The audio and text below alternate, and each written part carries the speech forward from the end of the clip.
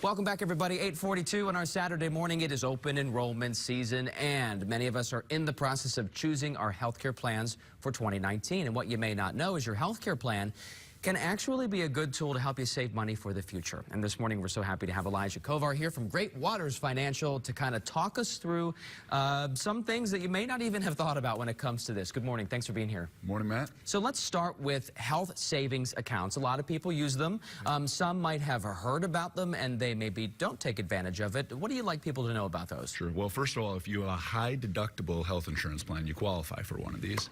The beautiful thing about an HSA is you can get a tax deduction when you put money into it, like a 401k or an IRA.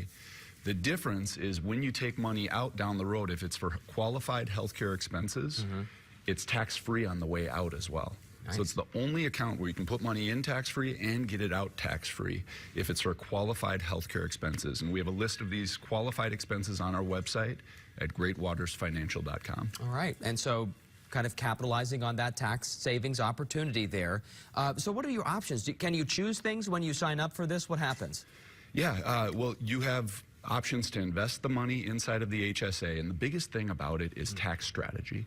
I sit down with retirees and people nearing retirement all the time who've been investing for years and they have no idea they've been missing out on tax strategy through an HSA. I'll give you one example of one of the strategies. A lot of people will put money into an HSA this year and then they take it out to pay for healthcare expenses this year. Yes. I would encourage you never to do that.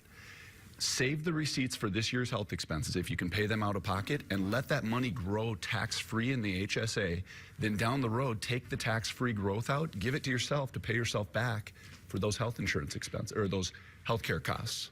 Later. You can just reimburse yourself. Is there any kind of a worry about use it or lose it with these situations? No worry about use it or lose it. In HSA, you can leave that money in for 20 years if you want to. Wow. It can double, it can triple, and you can take all that growth out tax-free if you're reimbursing yourself for healthcare expenses you've accumulated along the way. So, and let's talk about linking something together that people might not realize. We talked a little bit before we started the segment here about this. So you have HSA, people think about healthcare costs, but this can also be like a retirement planning strategy too. Yes, yeah, absolutely. So a couple considerations. The question is, should I put money in an HSA, a Roth, an IRA, a 401k? So first, if you have an employer match through your 401k or 403b, max that out first. Make sure you're taking full advantage of the free money they're giving you. Free money. Yep, free money. Don't mess out on that. Step one. Yep, step one. But then before you ever fund a Roth or a traditional IRA, max out the HSA, because the HSA is a great combination.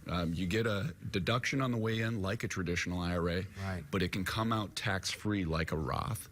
And the biggest thing with this is just to make sure that you're sitting down with an advisor who does tax planning. Make sure you find out what's best for you. Excellent. Elijah, thanks so much for being up early with us here on 5 Eyewitness News. Hearing straight from the financial experts here this morning, some of that free advice. Appreciate that, sir. And for more information, if you'd like to check out this interview again, we're going to have it posted on our website, KSTP.com.